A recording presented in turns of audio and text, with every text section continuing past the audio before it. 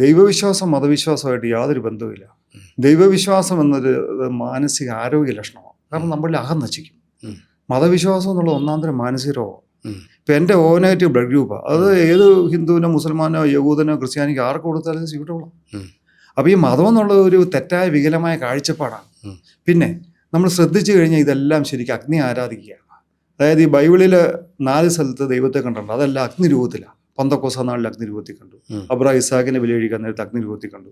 Moses പ്രമാണം എല്ലാം അഗ്നിരൂപത്തിലാണ് കണ്ടേക്കുന്നത്. ഹിന്ദു വിചാരപ്രകാരവും അതായത് അഗ്നിയിൽ അധിഷ്ഠിതമായിട്ട് ഓം എന്ന ശബ്ദത്തോടുകൂടി പ്രപഞ്ചം ഉണ്ടായി. ബൈബിളിൽ ആദിയിൽ വചനം ഉണ്ടായി, ശബ്ദം ഉണ്ടായി. ഇത് പിതാവിനും പുത്രനും പരിസൽമാവിനും വെക്കുമ്പോൾ അവർ ബ്രഹ്മ വിഷ്ണു മഹേശ്വര സൃഷ്ടി സ്ഥിതി സംഹാരം.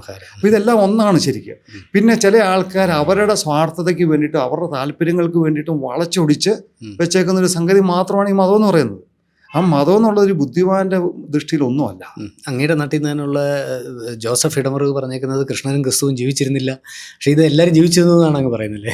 അല്ല, അത് ഈ ജീവിച്ചിരുന്നോ മരിച്ചോ എന്നുള്ളതിനേക്കാൾ ഉപരി അവരുടെ വാചനങ്ങളും സത്യങ്ങളും സങ്കല്പങ്ങളും പ്രബോധനങ്ങളും ഒക്കെ നമുക്ക് ആർക്കും കൊള്ളാലോ.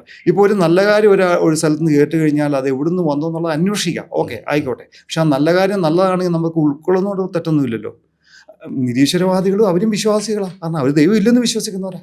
അപ്പോൾ അവരും വിശ്വാസികളാണ്. ഈ വിശ്വാസമില്ലാതെ ഒരു കാരണവശാലും ആർക്കും മുന്നോട്ട് പോകാൻ പറ്റത്തില്ല. അതാണ് എൻ്റെ യാഥാർത്ഥ്യം. അപ്പോൾ വിശ്വാസത്തിന് ഓരോ മനുഷ്യനും ഓരോ കാഴ്ചപ്പാടുകളും സങ്കല്പവുമാണ്. അത് അവനിൽ അധിഷ്ഠിതമായ കാര്യമാണ്. അവൻ്റെ പ്രകൃതി കൊടുത്തേക്കുന്ന ഒരു കാഴ്ചപ്പാടാണ്. അതിപ്പം ഓരോരുത്തരുടെ ഓരോ അഭിപ്രായങ്ങളെ മാനിക്കുക എന്നുള്ളതാണ് ആവശ്യം. അപ്പോൾ അങ്ങ് പറഞ്ഞ മഹത്തായ ഒരു കാര്യം എന്ന് പറയുന്നത് ഈശ്വരവിശ്വാസവും മതവിശ്വാസവും നമ്മൾ രണ്ട് വഴിക്ക്, 2 ധ്രുവങ്ങൾ ഒരിക്കലും കൂട്ടിമുട്ടിയാൽ ശരിയാകത്തില്ല. സ്പാർക്കാവും. അതാണ് ഈ ലോകത്തിന്റെ എല്ലാ പ്രശ്നങ്ങളുടെ അടിസ്ഥാനം മതം. അപ്പൊ അതായത് നമ്മൾ റിലീജിയസ് ആവുന്നതും സ്പിരിച്വൽ ആവുന്നതും രണ്ട് കാഴ്ചപ്പാട് ഡിഫറെന്റ് ആണ്.